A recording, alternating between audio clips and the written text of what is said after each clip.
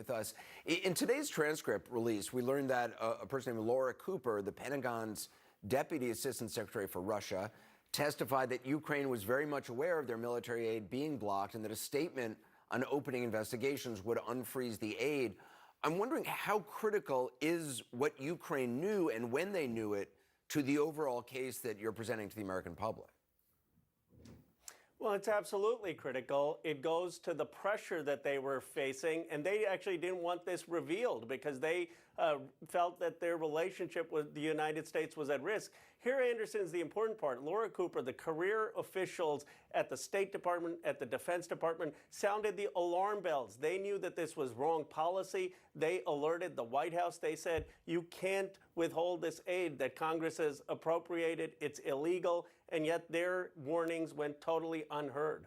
It's also interesting because this was one of many arguments that supporters of the president on Capitol Hill early on said, well, there can't be a quid pro quo because Ukraine didn't know about the holdup of aid. They didn't know about the whole plot, when in fact, we now know they did from multiple people. Exactly, and they were embarrassed by it. They didn't want to admit that the president had that kind of leverage on them. It made them look weak. It made them question the relationship with the United States, and they were just hoping that this situation would resolve. And you had people like Laura Cooper and other career officials basically telling them that the situation would resolve because they knew what a breach this was of our legal system.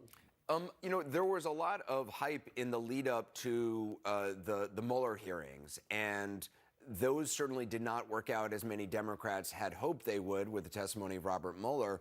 What is the Democrats' plan going to the hearings on Wednesday? Well, the difference here is that this story is so simple, and most people around the country know what happened. The president withheld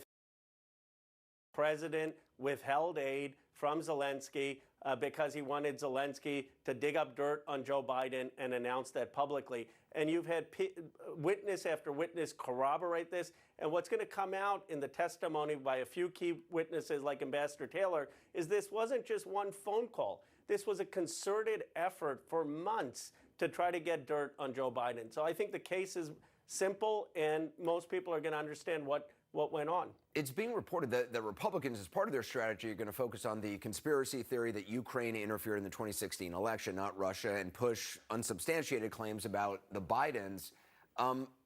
Is this going to end up being kind of a tale of two hearings, that essentially the Republicans are going to be asking on those things and Democrats are just going to be focusing on the president's actions and Giuliani's actions?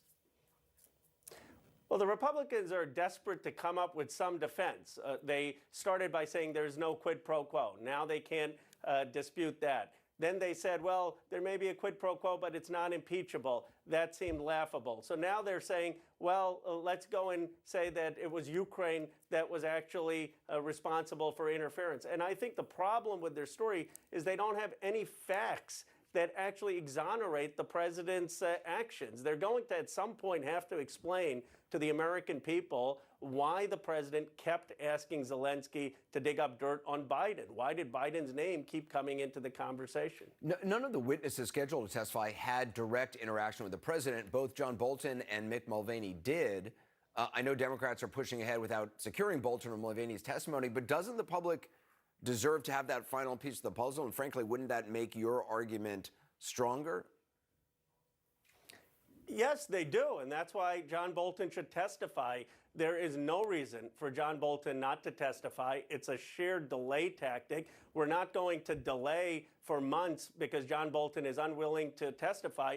The reality is he's not shielded by executive privilege if there is actual illegality. And so he owes the American people an explanation about his judgment of whether there was illegal conduct. That has never been protected by executive privilege. Same thing with Mick Mulvaney. They owe the American people an explanation.